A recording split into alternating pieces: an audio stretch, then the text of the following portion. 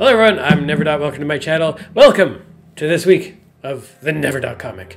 Now, this week we are going into the depths of last year. This is the just before Christmas comic, where we've got the dinosaurs sort of sorting out their gift-giving traditions.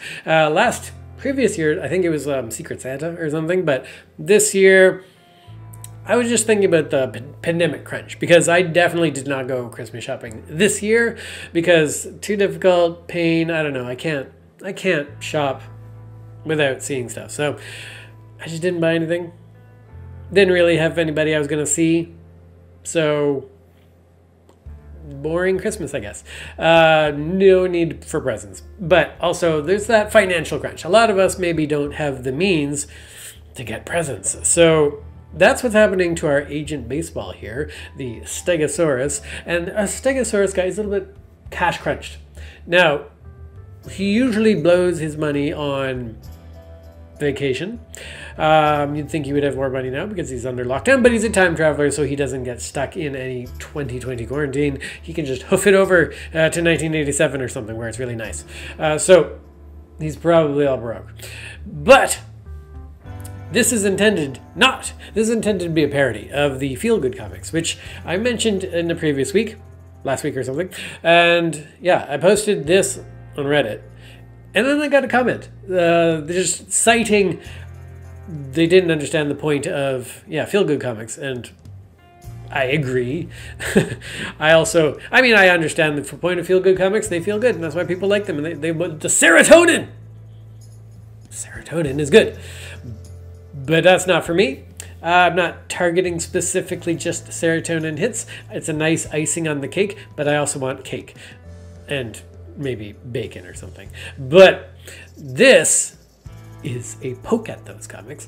And the person who commented on Reddit clearly didn't quite read the fourth panel. Because if you think that last panel is a nice, happy, warm, glowy feeling, then I haven't been very clear as a comic creator. Anyways, Agent Rex is not known to be the most tactful individual. He can be a little bit blunt. And from a comedic angle, I always found that I enjoyed that. There used to be a show I watched called Ally McBeal. All the characters were blunt beyond measure. Like, it was just funny. Shocking, but funny. And so I like having a couple characters that do that, where they're just sort of overtly, they're not trying to be rude. They're just honest. Honest. But as they say, honesty without love is cruelty. So he's being a little bit mean and inconsiderate. But hey, that's the point. Agent Baseball's too nice to say anything about it. So he's just going to be like, I'm going to get you 2 presents next year. Fine. Whatever. And they just deal with it. So this week with the comic, that's the general idea. But how do we present that? Like, what do we do in the 4 panels? What are we going to be occupying our time with? Because he's really just handing him off a card, and apologizing. So that doesn't really make for a good visual. I don't want to have the 2 characters just pop, pop, pop, pasted across 4 panels, not moving. So in this whole scene, I want to take advantage of the dinosaur nature of the characters, and also the fact that they're kind of technological, to sort of just play with visually the characters and explore their world a little bit. So I'm going to get the guns out, and I'm going to get the action poses in, and this is a great opportunity for me just to practice my forms. So when you guys have time to practice and you have opportunity, I mean, you can just draw whatever you want, whenever you want, but if you're stuck to a schedule where you have to do something like do a comic, I look for avenues to sort of slip in these sort of free practices on my part. So I'm going to enjoy drawing sort of Agent Rex jumping around and shooting his gun, and just practicing drawing technological objects too, because I like tech and I don't think I'm good at it yet. So I need to keep working at it, because I see other creators out there that are stunningly good. I guess they've probably studied mechanics or something. I have not. So I don't ever know where to put gears or joints or hinges and stuff like that. An issue that holds me back a bit. So I want to put more time into that. For instance, the gun that I was just on screen is terrible. It's basically a metal L, and it doesn't have any detail of any kind. Why didn't I put buttons or anything on it? I don't know. Admittedly, I'm on a deadline with the comic, so can't go crazy. And I have to bear in mind, I'm going to have to redraw this thing like 3 or 4 times, so...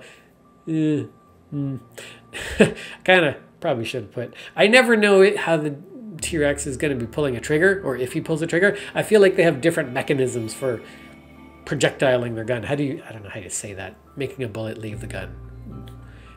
Type it in the comments. I don't know how you say it. We don't have guns in Canada. So, it's a laser gun anyways. We don't even know what he's shooting. So this is also just setting up a larger background story, because I'm going to add some more details in the background. Just silhouetting again, because silhouetting, lots of fun, great for concepting, because you don't have to really put all the time and effort into line art and coloring and shading and whatnot. You just want to get the raw concept in your head of what is in there out. So I want to put like, I got some sort of vehicle hoofing along the snow, so I'm just going to silhouette that, and then I'm going to put like some kind of a mech, I guess. I'm going to just sort of guesstimate what it might look like, because drawing that for real in a foreground would be a very time-consuming endeavor, but just sort of shaping it out, as you can see, pretty quick, and you get a good result. And it also can just lead you into a future drawing and help you guide you, because that is a great way to design something. Silhouette it, block it in, just get the shapes in, and then work yourself into that. That's your basic model after that point. And I'm getting a lot of good mileage out of that splatter brush that Krita has, and sort of the distortion to sort of give it motion. So I often use that for kicking up dirt or snow in this case. It's just very flexible because it's great for splattering whatever, and then you use the distortion brush to sort of kick it off in a particular direction so it looks like it's active and moving, as we see here. Yeah, I like this one a lot. And of course, he's got to have his laser blast. I mean, what good is a laser gun that's not actually shooting? Always the light effects are super fun. And that's just a hard light layer on top, blending it in, and he's blasting snow, I guess. I don't know. I don't want to be too violent in this one. We're not going to be showing anybody shooting anybody in particular. He's just blasting away, which I have a desire to blast away. I would blast vegetables and stuff, or potatoes. I don't know. Not potatoes, no. Pumpkins. Not pumpkins. I don't know. Whatever. Anyways, thank you guys so much for watching this video, and I will see you guys next week. Bye.